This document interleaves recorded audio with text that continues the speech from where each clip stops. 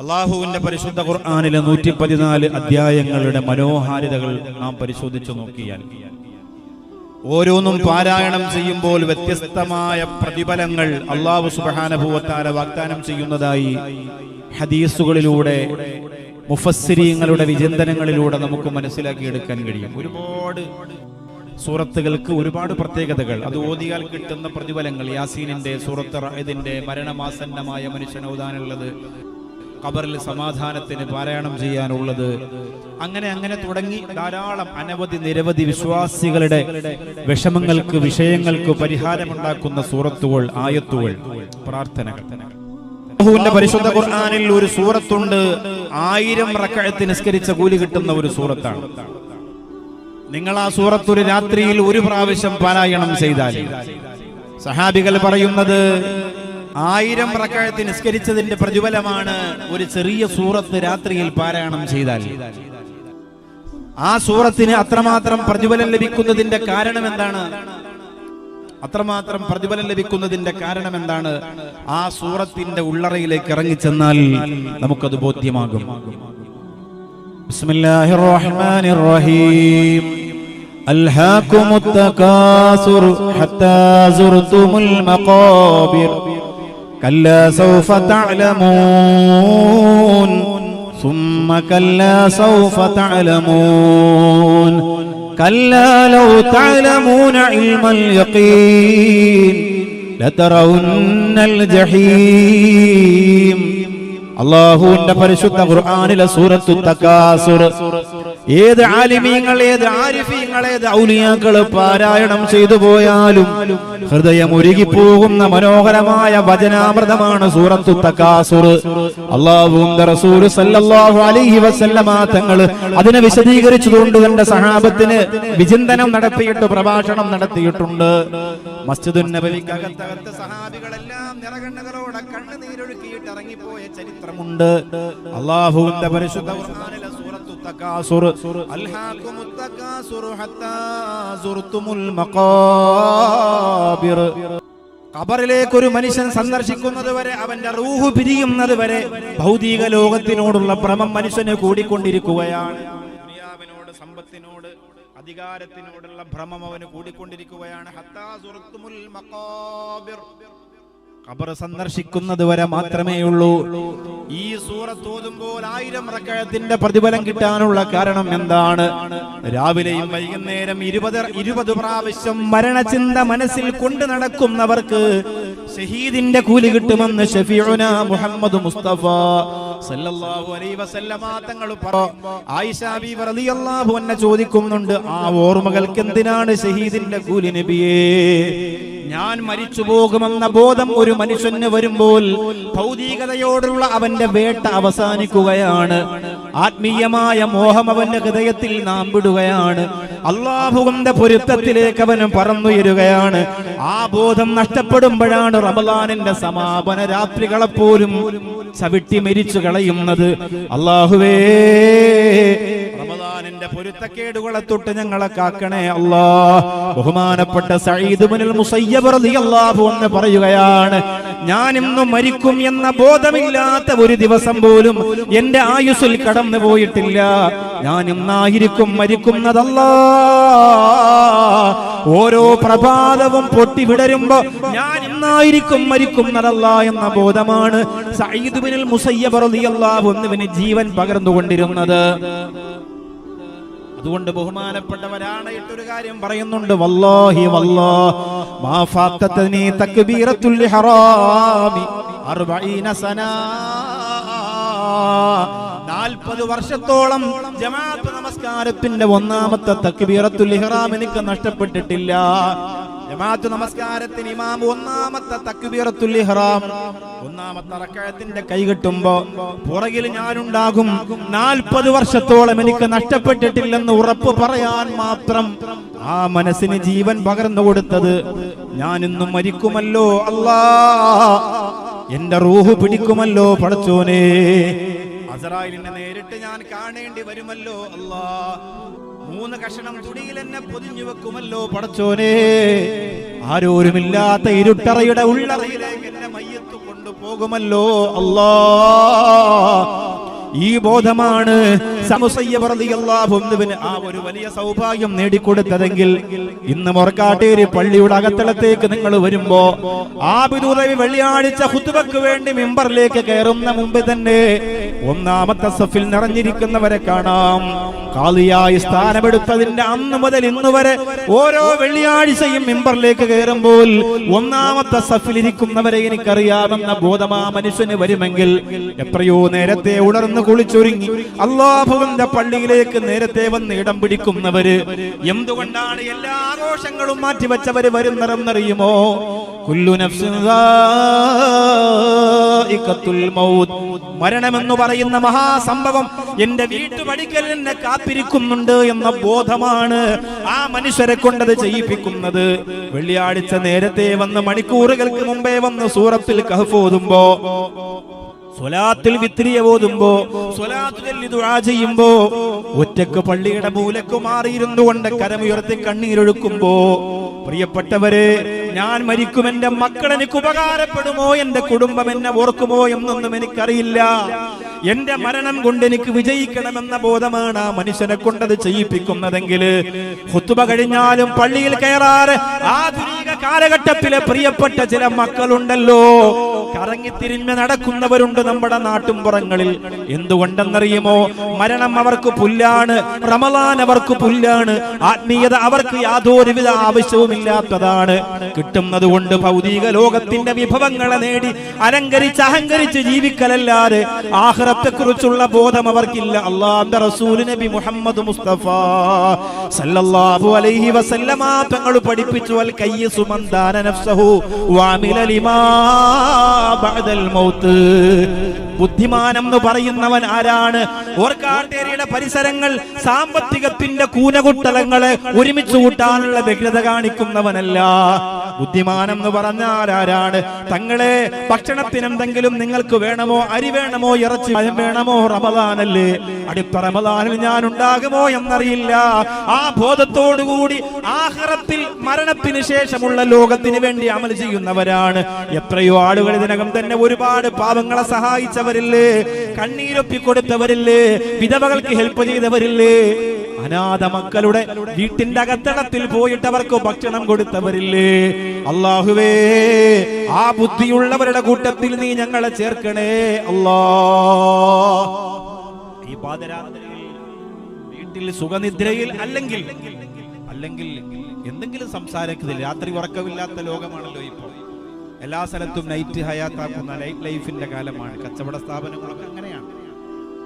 എല്ലാവരും കോഴിക്കോട് ബീച്ചിനെ മാത്രം പറയും, അവിടെ അങ്ങനെയാണ്. എല്ലാ സ്ഥലങ്ങളും അങ്ങനെയായി. കോഴിക്കോട് ബീച്ച് മാത്രമല്ല, രാത്രി ഹയാത്താക്കുന്നവരായി മാറി. ലൈലത്തുൽ ഖദറും ഇഅ്തികാഫും പ്രസംഗവും മജ്ലിസും നൂറും എല്ലാം ഒരു ഭാഗത്ത് കത്തിക്കേറുമ്പോ മറുഭാഗത്ത് വെട്ടി നിരത്തുകയാണ്. ഇത് രണ്ടും നമ്മൾ ചിന്തിച്ചാൽ മതി. ഒന്ന് മരണത്തിന്റെ ഓർമ്മകളെ താലോചിച്ച് ജീവിക്കുന്ന ഉഖ്റവിയായ ലോകത്ത് ജീവിക്കുന്ന ഒരു മനുഷ്യൻ, മറ്റൊന്ന് അങ്ങനെയുള്ള ചിന്തകളില്ല എന്ന നിരീശ്വരവാദികളുടെ ശിഷ്ടങ്ങളെ ഹൃദയത്തിലേക്ക് ചേർത്ത് വെച്ച് ഉണ്ടോ ഇല്ലയോ എന്ന ആശങ്കയിൽ ജീവിക്കുന്ന ഒരു സംഘം. അതിനിടയിലാണ് ഓർക്കാട്ടേരിയിലെ മഴയേക്കാൾ പെയ്തിറങ്ങുന്ന ഈ മനുഷ്യ സാഗരത്തിന്റെ ലൈലത്തുൽ ഖദറിന്റെ രാത്രിയിലെ 25ാം രാത്രിയിലെ ഈ ഹയാത്ത്. അല്ലാഹുവേ, പാവപ്പെട്ട ഞങ്ങളിൽ നിന്ന് ഈ ഒരു അമൽ റമദാനിലെ ഏറ്റവും വലിയ അമലായി നീ ഖബൂലാക്കണേ അല്ലാഹ്.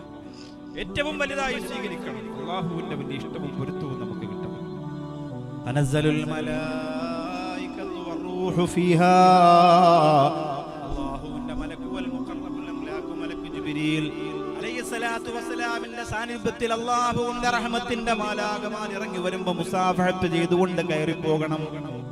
അതിന് സാന്നിധ്യമുള്ളവരായി, അതിന് ഭാഗ്യമുള്ളവരായി നമ്മൾ മാറണം.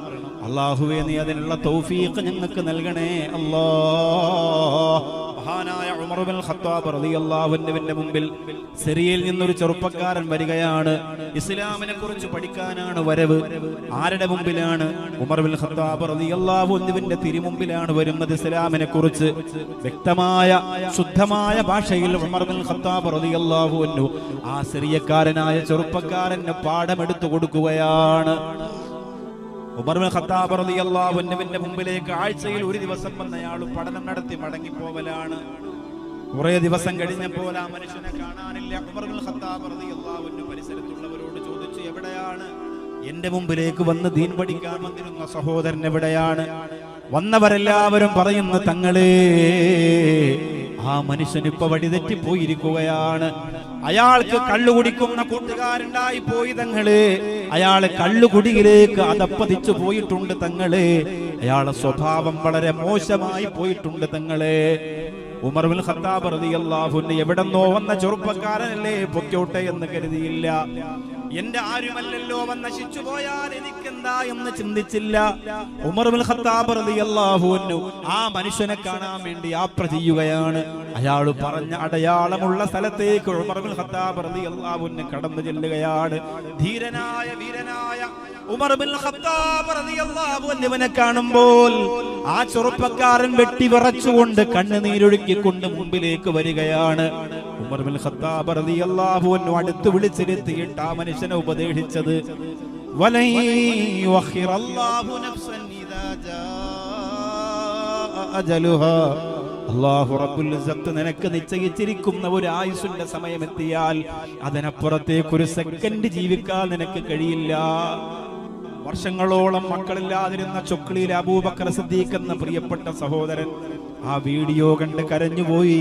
അത്ര വല്ലാത്ത ദുഃഖം തന്നെയാണ്. അല്ലാഹുവേ, ഈ മണ്ണിൽ എങ്ങനെ ആരെങ്കിലും ഉണ്ടെങ്കിൽ നീറുന്ന മനസ്സോടെ റമളാന്റെ 25-ാം രാവിലെ ഒരു കുഞ്ഞിനെ എനിക്ക് കിട്ടിയില്ലല്ലോ അല്ലാ എന്ന് ചിന്തിച്ച് കരയുന്നവരുണ്ടെങ്കിൽ എല്ലാ തടസ്സങ്ങളും എല്ലാ പ്രതിബന്ധങ്ങളും മാറ്റിക്കിട്ടി രാവിന്റെ പോരിശ കൊണ്ടല്ലാ പടച്ചവനെ അല്ലാഹുവേ, സദസ്സ് കൈകാര്യം ചെയ്യുന്ന അഹ്ലു ബൈത്തിന്റെ ബറക്കത്ത് കൊണ്ടല്ലാ അവർക്കൊരു കുഞ്ഞിനെ നീ പ്രദാനം ചെയ്യണേ അല്ലാ, പ്രദാനം ചെയ്യണേ അല്ലാ.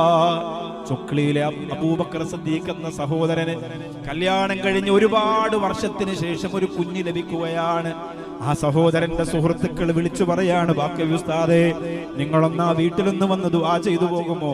അവൻ എന്തോ ഒരു സന്തോഷമായിരുന്നു എന്നറിയോ. ഭാര്യ പ്രഗ്നന്റ് ആയപ്പോ നാട്ടുകാരോട്, കൂട്ടുകാരോട്, കൂടെ ജോലി ചെയ്യുന്നവരോട്, സഹപാഠികളോട്, സഹയാത്രികരോടൊക്കെയും തന്റെ കുഞ്ഞിനെ കുറിച്ച്, തന്റെ ഭാര്യ പ്രഗ്നന്റ് ആയതിനെ കുറിച്ച് സന്തോഷത്തോടെ, അല്ലാഹു കുറിച്ച സമ്മാനത്തെ കുറിച്ച് സന്തോഷത്തോടെ പറഞ്ഞ ആ പ്രിയപ്പെട്ട സഹോദരന്റെ ഭാര്യ പ്രസവിച്ച് കുഞ്ഞിനെ കണ്ട് സന്തോഷത്തോടെ കുഞ്ഞിനെ കണ്ട് മടങ്ങി പോകുമ്പോഴാണ് വാഹനാപകടത്തിൽ ആ സഹോദരൻ മരണപ്പെട്ടു പോകുന്നത്. അല്ലാഹുവേ, ഈ റമളാനിന്റെ 25-ാം രാവിന്റെ ബറക്കത്ത് കൊണ്ട് ആ പൊന്നുമോൾക്ക് അല്ലാഹുവേ, ആ സഹധർമ്മിണിക്ക്, ആ കുടുംബത്തിന് നീ ക്ഷമ കൊടുക്കണേ അല്ലാ. അല്ലാഹുവേ, സ്വർഗീയമായ 1000 കുഞ്ഞുമക്കളുടെ തലോടൽ ആ അബൂബക്കർ സിദ്ദീഖ് എന്ന പൊന്നുമോന്റെ ഖബറിൽ നീ കൊടുക്കണ റബ്ബേ. ഇതാണ് മനുഷ്യന്റെ അവസ്ഥ. എപ്പോഴും നമ്മൾ ചിന്തിക്കേണ്ടത്, നമുക്കൊക്കെ ഒരു ധാരണയുണ്ട്, കുറെ പൈസ ബാങ്കിലുള്ളത് കൊണ്ട്, കുറെ പുതിയ ബിസിനസ് തുടങ്ങിയത് കൊണ്ട്, കുറെ സംവിധാനങ്ങൾ മെച്ചപ്പെടുത്തിയത് കൊണ്ട് നമ്മളാരും അതൊന്നും ആസ്വദിച്ച് തീരുന്നതിന് മുമ്പ് മരിക്കൂല എന്നൊരു തോന്നല് നമുക്കുണ്ട്. പ്രിയപ്പെട്ടവരെ, നമ്മളത് മാറ്റിയെടുക്കണം. അല്ലാഹുവിന്റെ ദീനിന് വേണ്ടിയിട്ട് ഉരുകിത്തീരുന്ന മുഅ്മിനീങ്ങളായി നമ്മൾ മാറണം. റമളാൻ മാസത്തിലും കരയാത്ത കണ്ണുകളാണ് നമുക്കുള്ളതെങ്കിൽ എന്ത് റമളാനാണ് നമ്മുടെ റമളാൻ? എന്ത് റമളാനാണ് നമ്മുടെ റമളാൻ? റമളാൻ മാസത്തിൽ ഒന്ന് കണ്ണു നനയ്ക്കാൻ നമുക്ക് കഴിഞ്ഞില്ല. റമളാൻ മാസത്തിൽ അല്ലാഹുവിന്റെ പരിശുദ്ധ കലാമെന്ന് ഓതി തീർക്കാൻ നമുക്ക് പറ്റിയില്ല. റമളാൻ മാസത്തിലും കുറച്ച് സലാത്തും ദിക്റും ചൊല്ലാൻ നമുക്ക് പറ്റിയില്ല. വെറുതെ ഇങ്ങനെ പട്ടിണി കിടക്കുക, അതുമാത്രമാണ് നമുക്ക് സാധ്യമായത്. അത് ലോകത്താർക്കൊക്കെ സാധ്യമാകുന്നുണ്ട്. എന്നെല്ലാരും ടൈറ്റിംഗ് ആണല്ലോ, അതുകൊണ്ട് ഭക്ഷണം കഴിക്കുന്നില്ല. അതൊക്കെ എല്ലാവർക്കും കഴിയും. അതല്ല, അതിനപ്പുറം അല്ലാഹുവിലേക്ക് അടുക്കാനുള്ള സുവർണാവസരങ്ങളാണ് റമളാനിൽ നാം നേടിയെടുക്കേണ്ടത്. ഉമർ ഇബ്നുൽ ഖത്താബ് റളിയല്ലാഹു അൻഹു സിറിയയിലെ ആ ചെറുപ്പക്കാരനോട് പറഞ്ഞു കൊടുത്ത ഒരേ ഒരു വാള് മരണത്തെ സംബന്ധിച്ചായിരുന്നു. ആ പ്രിയപ്പെട്ട സഹോദരന്റെ ഹൃദയം ഉരുകി. മഹാനായ ഉമർ റളിയല്ലാഹു അൻഹുവിന്റെ കരം മുത്തി, കരം കവർന്ന് ആ പ്രിയപ്പെട്ട ചെറുപ്പക്കാരൻ പറഞ്ഞു, അശ്ഹദു അല്ലാ ഇലാഹ ഇല്ലല്ലാഹ്, ഞാൻ മടങ്ങി വരികയാണ്. അഴുക്കുചാലിന്റെ കുഴിക്കുണ്ടിൽ നിന്ന് ഞാൻ തിരിച്ചു കയറുകയാണ്. പ്രകാശത്തിന്റെ പ്രോജ്വല പ്രഭ വരുത്തുന്ന ഇസ്ലാമിന്റെ സൗന്ദര്യ തീരത്തിലേക്ക് രാജ്യത്തിലേക്ക് ഞാൻ യാത്ര ചെയ്യുകയാണ്. മഹാനായ ഉമർ ഇബ്നുൽ ഖത്താബ് റളിയല്ലാഹു അൻഹുവിന്റെ വിരൽ തുമ്പ് പിടിച്ച് കടന്നു വന്നിട്ടുണ്ടെങ്കിൽ ഓരോ റമദാനും നമ്മുടെ ആയിരക്കണക്കായ മക്കൾക്ക് പരിവർത്തനം കൊടുക്കാൻ, ഓരോ റമദാനും നമ്മുടെ ഹൃദയത്തിൽ കവർന്നു കടന്നിരിക്കുന്ന കറുപ്പിനെ മാറ്റാൻ നമുക്ക് കഴിയുന്നതായിരിക്കണം എന്റെ പ്രിയപ്പെട്ടവരെ. മഹാനായ ഹബീബുൽ ഫാരിസ് റളിയല്ലാഹു അൻഹു അല്ലാഹു റബ്ബുൽ ഇസ്സത്ത് കൊടുത്ത ദാരിദ്ര്യത്തിൽ, അല്ലാഹു കൊടുത്ത കഷ്ടപ്പാടിൽ മരണത്തിന്റെ ഓർമ്മകൾ കൊണ്ട് സമ്പന്നനായി ജീവിച്ചവരാണ്. ഹബീബുൽ ഫാരിസ് റളിയല്ലാഹു അൻഹു ഭാര്യ പറയുമായിരുന്നു, തങ്ങളെ ഈ കഷ്ടപ്പാടൊന്ന് മാറ്റിത്തരൂലേ റബ്ബ്, ഈ പ്രയാസമൊന്ന് മാറ്റിത്തരില്ലേ റബ്ബ്, ഈ സങ്കടക്കടലിന്റെ അകത്ത് കൈകാലിട്ടടിക്കുന്ന അവസ്ഥക്കൊരു മാറ്റം വരുത്തൂലേ റബ്ബ്. ഹബീബുൽ ഫാരിസ് പറയുകയാണ്, പെണ്ണേ, അസ്രായേൽ മുമ്പിൽ വന്ന് കണ്ണ് പുറത്തേക്ക് തള്ളിയിട്ട് കാത്തിരിക്കുമ്പോ ഭൗതിക ലോകത്ത് എന്ത് മാറ്റമാണ് നീ പ്രതീക്ഷിക്കുന്നത്? ഒരിക്കൽ മഹാനായ ഹബീബുൽ ഫാരിസ് റളിയല്ലാഹു അൻഹു പുറത്തു പോയിട്ട് വരുമ്പോ പത്തിരി ഉണ്ടാക്കാൻ കുറച്ച് മാവ് കിട്ടുകയാണ്. തന്റെ പ്രിയപ്പെട്ട ഭാര്യ സന്തോഷാശ്രുഗണങ്ങൾ പൊടിച്ചുപോയ രാത്രിയായിരുന്നു അത്. പൊട്ടിക്കരഞ്ഞുകൊണ്ട് ഹബീബുൽ ഫാരിസിനെ വാരിപ്പുണരുകയാണ്. ജീവിതത്തിൽ ഇതുപോലെ ഒരു സന്തോഷമില്ല. എത്ര നാളായി ഭക്ഷണം കഴിച്ചിട്ട് ആ പത്തിരിക്ക് മാവ് കുഴക്കുമ്പോ ഹബീബുൽ ഫാരിസിന്റെ ഭാര്യ പറയുകയാണ്, ഞാൻ വിറക് ശേഖരിച്ചു കൊണ്ടുവരട്ടെ, നിങ്ങളിതൊന്ന് കുഴച്ച് പാകപ്പെടുത്തി വെക്കുമോ? വിറക് ശേഖരിക്കാൻ പോയി മടങ്ങി വരുമ്പോ ഹബീബുൽ ഫാരിസ് റളിയല്ലാഹു അൻഹുവിന്റെ തിരുമുമ്പിലിരുന്ന ഭക്ഷണം കാണുന്നില്ല, കുഴക്കാൻ കൊടുത്തിരുന്ന മാവ് കാണുന്നില്ല. എന്ത് ചെയ്തു എന്ന് ചോദിക്കുമ്പോ ഹബീബുൽ ഫാരിസ് പറയുകയാണ്, നിറകണ്ണുകളോടെ നമ്മുടെ വീടിന്റെ മുമ്പിൽ വന്ന് പൊട്ടിക്കരഞ്ഞ് കൈനീട്ടിയ ഒരു പാവപ്പെട്ടവന്റെ മുന്നിൽ എന്റെ വിശപ്പ് ഞാൻ മറന്നുപോയി, നമ്മുടെ കഷ്ടപ്പാട് മറന്നുപോയി. ആ പാവപ്പെട്ടവന്റെ കയ്യിലേക്ക് ഞാൻ എടുത്തു വെച്ചു കൊടുത്തു. മൻ സഖാ മുസ്ലിമൻ സഖല്ലാഹു യൗമൽ ഖിയാമ. ആ പാവപ്പെട്ടവനെ കുടിപ്പിച്ചത് കൊണ്ട് കഴിപ്പിച്ചത് കൊണ്ട് അറിവില്ലാത്ത ചെമ്പ് വഴുത്ത തറയിൽ അല്ലാഹു നമുക്ക് ഭക്ഷണം തരുമെന്ന പ്രതീക്ഷയോടെ ഹബീബുൽ ഫാരിസ് റളിയല്ലാഹു അൻഹു കണ്ണീർ തുടയ്ക്കുമ്പോൾ ജീവിതത്തിന്റെ എല്ലാ മേഖലകളെയും ആഖിറവുമായി അല്ലാഹു പറയുന്നുണ്ട്, 3 കാരണങ്ങൾ കൊണ്ട് മനുഷ്യന് അതിന് കഴിയില്ല. 3 കാരണങ്ങൾ കൊണ്ട് മനുഷ്യന് അതിന് കഴിയില്ല. ഞാൻ ഈ പറഞ്ഞ കാര്യങ്ങളൊന്നും, ഈ 3 കാരണങ്ങൾ ഉണ്ടെങ്കിൽ നിങ്ങൾക്ക് ദഹിക്കില്ല, നിങ്ങൾക്കത് ചിന്തിക്കാൻ കഴിയില്ല. മരണത്തിന്റെ ഓർമ്മയിൽ ജീവിക്കാനും ആഖിറത്തിന്റെ ചിന്തയിൽ ആത്മീയമായ പരിപോഷണങ്ങൾ കൊണ്ട് രക്ഷപ്പെടാനും ഒന്നും ഈ 3 പ്രശ്നങ്ങൾ നിങ്ങളുടെ ഉള്ളിലുണ്ടെങ്കിൽ നിങ്ങൾക്ക് കഴിയില്ല. 3 കാര്യങ്ങൾ അമിതമാക്കുക എന്നതാണ്. ഉസൈൽ ഇമാം റളിയല്ലാഹു അൻഹു പറയുന്നു, 3 കാര്യങ്ങൾ അമിതമാക്കിയാൽ ഈ പറഞ്ഞ ഒരു ആത്മീയ ചിന്ത നിങ്ങളുടെ ഖൽബിൽ ഉണ്ടാവൂല. ഒന്ന് കസറത്തുൽ അക്ൽ. ഒന്നെന്താണ്? അമിതമായ ഭക്ഷണം. അമിതമായ ഭക്ഷണം. മഗ്രിബിന് മുമ്പ് നമുക്ക് കിട്ടുന്ന ഈമാൻ മഗ്രിബ് കഴിഞ്ഞാലും കിട്ടണമെങ്കിൽ ഇഫ്താറിൽ നമ്മൾ കമിഴ്ന്ന് വീടരുത്. ആവശ്യത്തിനും വേണമെങ്കിൽ കുറച്ച് അധികമൊക്കെ കഴിക്കാം, പക്ഷെ അതിനൊരു പരിധിയുണ്ട് എന്നാണ് ഈ പറഞ്ഞത്. അതിനൊരു പരിധിയുണ്ട്. വളരെ ചിന്തിക്കേണ്ട വിഷയമാണ് കസ്റത്തുൽ അക്ൽ, അമിതമായ ഭക്ഷണം. ബഹുമാനപ്പെട്ട ഇമാം ഷാഫിഈ റളിയല്ലാഹു തആല അൻഹു ജീവിതത്തിൽ ഒരിക്കലും ഒരു കാലത്തും വയറ് നിറച്ച് ഭക്ഷണം കഴിച്ചിട്ടില്ല. ബഹുമാനപ്പെട്ട ഇമാം ഷാഫിഈ റളിയല്ലാഹു അൻഹു ഒരു കാലത്തും വയറ് നിറച്ച് ഭക്ഷണം കഴിച്ചിട്ടില്ല. ഇപ്പോ നിങ്ങളൊക്കെ പറയില്ല ഉസ്താദന്മാരാണ് ഏറ്റവും കൂടുതൽ ഭക്ഷണം കഴിക്കുന്നത്, അതൊക്കെ വെറുതെ പറയാം. ഇപ്പൊ ഒരു ഉസ്താദന്മാരും ഭക്ഷണം കഴിക്കും. ആബിദ് ഉദവിയെ നോക്കി, സ്ലിം ബ്യൂട്ടിയാണ്. നേരത്തെ വന്ന വാഫിയെ നോക്കി, ദാവുൽ ഹമീദ് ഉസ്താദിനെ നോക്കി, ചെറുമൂത്ത് ഉസ്താദിന്റെ അനുജന. എവിടെ പോയാലും രുചികരമായ ഭക്ഷണം കിട്ടുന്ന ഉസ്താദന്മാരാണ്. നമ്മുടെ വേറാണ്, നമ്മുടെ തൊണ്ടയാണ്, നമ്മുടെ ആത്മീയതയാണ് എന്ന ബോധത്തിൽ കഴിഞ്ഞു. ഞാൻ തങ്ങള് ഇവിടെ ഫലസ്തീനിൽ വരുമ്പോൾ ഇതിന്റെ ഡബിൾ ഉണ്ടായിരുന്നു ഹൈദുറസ്തങ്ങൾ. വെറുതെ പറഞ്ഞല്ല, അത്ര ഉണ്ടായിരുന്നു. പക്ഷെ അങ്ങനെയല്ല. സ്ഥാപനങ്ങൾക്ക് വേണ്ടി ഓടുമ്പോൾ, അള്ളാന്റെ ദീനിനെ ഇഷ്ടപ്പെടുമ്പോ, കഷ്ടപ്പെടുമ്പോ കുറച്ചൊക്കെ നമ്മൾ നമ്മുടെ ആരോഗ്യം ശ്രദ്ധിക്കണം. നബി സല്ലല്ലാഹു അലൈഹി വസല്ലം തങ്ങളുടെ നെഞ്ചും വയറും വഫാത്തിന്റെ സമയത്തിന് തൊട്ടു മുമ്പ് വരെയും ഒരുപോലെ ആയിരുന്നു എന്നാണ്. വയറ് ചാടിയിട്ടില്ല എന്നാണ്. എനിക്കൊക്കെ പെട്ടെന്ന് വയറ് ചാടും. 2 ദിവസം ഒരു സ്ഥലത്തിരുന്ന് ഭക്ഷണം കഴിച്ചാൽ ഞാൻ കുടകാരനാവും. എന്റെ ഉമ്മയുടെ ശരീരപ്രകൃതിയാണ് അങ്ങനെ. പെട്ടെന്ന് ശരീരം കൂടുക, പെട്ടെന്ന് ശരീരം കുറയാം. വളരെ ശ്രദ്ധിക്കണം. ആഹാരം വളരെ ശ്രദ്ധിക്കണം. വലിയ അപകടമാണ്. നമ്മൾ ആരും ശ്രദ്ധിക്കാത്ത, പ്രത്യേകിച്ച് റമളാൻ മാസത്തിലൊക്കെ വളരെ ശ്രദ്ധിക്കണം. നമുക്ക് ആവശ്യമുള്ളതല്ല. അത്താഴത്തിന്റെ സമയത്ത് നിങ്ങൾ ആലോചിച്ച് നോക്ക്. അത്താഴത്തിന്റെ സമയത്തൊക്കെ ധാരാളം ഭക്ഷണം കഴിച്ചത് കൊണ്ട് ഒരു ഗുണം നമുക്ക് കിട്ടാൻ പോകുന്നില്ല. ഭയങ്കര ക്ഷീണമായിരിക്കും, അത്രയ്ക്ക് അസ്വസ്ഥതയായിരിക്കും പകൽ സമയത്ത്. വളരെ കുറച്ച് ആഹാരം കഴിച്ച് 2 റക്അത്ത് നിസ്കരിച്ചൊരു ദുആയൊക്കെ ചെയ്തു നോക്കിയാൽ കിട്ടുന്ന നോമ്പിന്റെ ഒരു കുളിര് മഹാത്ഭുതമാണ്. അത് നിങ്ങൾ ആസ്വദിക്കണം. അതിനു വേണ്ടിയാ പറയുന്നത്.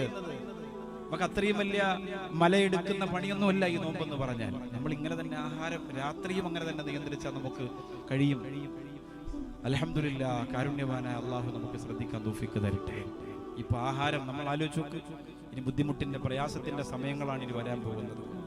ഷഫീഉനാ റസൂലുള്ളാഹി സ്വല്ലല്ലാഹി അലൈഹി വസല്ലം തങ്ങളെ നമ്മൾ ഓർക്കണം. ഞാനതൊക്കെ പറയുമ്പോൾ ആളുകൾ പറയും, നിങ്ങൾ പ്രസംഗിച്ചിട്ടും ചെല്ലുമ്പോൾ രുചികരമായ ഒരു സംശയമില്ല, നമുക്ക് കിട്ടുന്ന ഭക്ഷണത്തിന് യാതൊരുവിധ കുറവില്ല. എവിടെ ചെന്നാലും, ഇപ്പൊ തങ്ങളുടെ വീട്ടിൽ ചെന്നാൽ, റിയാസ് സാഹിബിന്റെ വീട്ടിൽ ചെന്നാൽ, എവിടെ ചെന്നാലും, ഇപ്പൊ ഇവിടേക്ക് തന്തുറാജിയാണ്, ഇബ്രാഹിയാജി, അവരൊക്കെ വീട്ടിൽ നമ്മൾ ചെന്നാൽ അവര് കഴിക്കുന്നതിനേക്കാൾ കൂടുതൽ രുചികരമായ ഭക്ഷണമായിരിക്കും നമുക്ക് തരാം. പക്ഷെ കഴിക്കുമ്പോൾ നമ്മളത് ശ്രദ്ധിക്കണമെന്ന് മാത്രമേ ഉള്ളൂ. കഴിക്കുമ്പോൾ നമ്മൾ ശ്രദ്ധിക്കണം. അതാ നമ്മുടെ പ്രിയങ്കരനായ KMCCയുടെ കർമ്മധീരനായ പ്രവർത്തകനായിരുന്നല്ലോ നമ്മുടെ OK ഇബ്രാഹിം സാഹിബ്. എത്ര കാലമാണ് അദ്ദേഹം ഹോസ്പിറ്റലിൽ കിടന്നത്? അത് ആഹാരത്തിന്റെ പ്രശ്നം കൊണ്ടാണെന്ന് ഞാൻ പറയുന്നില്ല, പക്ഷെ ആരോഗ്യം ശ്രദ്ധിക്കൂല. KMCCക്കാരെ ഓട്ടോ എന്ന് പറഞ്ഞാൽ അങ്ങനെയാണ്. ഒരു മയ്യത്ത് കുളിപ്പിച്ചുകൊണ്ടിരിക്കുമ്പോൾ അടുത്ത ഒരു രോഗിയുടെ കോള് വരും, നേരെ വിടുകയാണ്. നിങ്ങളൊക്കെ ധാരണം ഇവരൊക്കെ ഗൾഫിൽ പോയി പണം ഉണ്ടാക്കുകയാണെന്നല്ല. പട്ടിണി പാവങ്ങളായ KMCCക്കാരുണ്ട്. സ്വന്തമായിട്ട് ഇന്ന് വരെ ഒരു വീട് പോലും ഇല്ലാത്തവരുണ്ട്.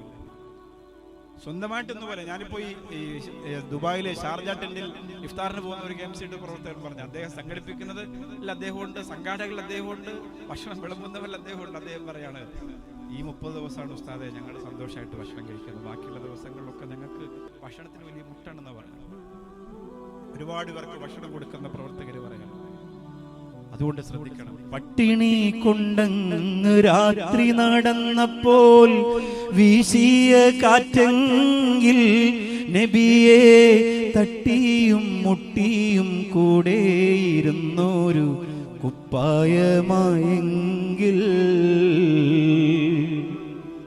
അല്ലാഹുവിന്റെ റസൂൽ നബി മുഹമ്മദ് മുസ്തഫ, അല്ലാഹുവിന്റെ റസൂൽ നബി മുഹമ്മദ് മുസ്തഫ സല്ലല്ലാഹു അലൈഹി വസല്ലമ തങ്ങൾ ഭക്ഷണം കിട്ടാതെ പട്ടിണിയായിട്ട് ആയിഷ ബീവി റളിയല്ലാഹു അൻഹയോട് പറയുകയാണ്, ആ കൈകൊണ്ട് എന്റെ വയറ്റത്ത് വെച്ചൊന്ന് അമർത്തി പിടിക്കുമോ ആയിഷ? അങ്ങനെ പറയണമെങ്കിൽ നമ്മുടെ മുത്തു ഹബീബ് നബി മുഹമ്മദ് മുസ്തഫ സല്ലല്ലാഹു അലൈഹി വസല്ലമ തങ്ങൾ അങ്ങനെ പറയണമെങ്കിൽ അത്രത്തോളം സബറുള്ള സഹനശക്തിയുള്ള ലോകത്തിന്റെ തിരുനിലാവേ നബി മുഹമ്മദ് മുസ്തഫ സല്ലല്ലാഹു അലൈഹി വസല്ലമ തങ്ങൾ അങ്ങനെ പറയണമെങ്കിൽ അതൊരു പട്ടിണി തന്നെയായിരുന്നു പ്രിയപ്പെട്ടവരെ. അതൊരു പട്ടിണി തന്നെയായിരുന്നു സഹോദരങ്ങളെ. ആ രാത്രിയിൽ പുറത്തിറങ്ങി നടന്നു പോയിട്ടുണ്ട് മുത്തു മുഹമ്മദ് മുസ്തഫ സല്ലല്ലാഹു അലൈഹി വസല്ലം. ഒരിക്കൽ ഞാൻ ട്രെയിനിൽ ഇരുന്നു കൊണ്ട് ഇങ്ങനെ ചിന്തിച്ചിട്ടൊരു പാട്ട് എഴുതിയതാണ്, റഹ്മത്തുൽ ആലമീൻ. അതിങ്ങനെ എഴുതി വന്നപ്പോ എന്റെ മനസ്സിൽ തോന്നിയതാണ്, പട്ടിണി കൊണ്ടങ്ങ് രാത്രി നടന്നപ്പോൾ വീശിയ കാറ്റെങ്കിൽ.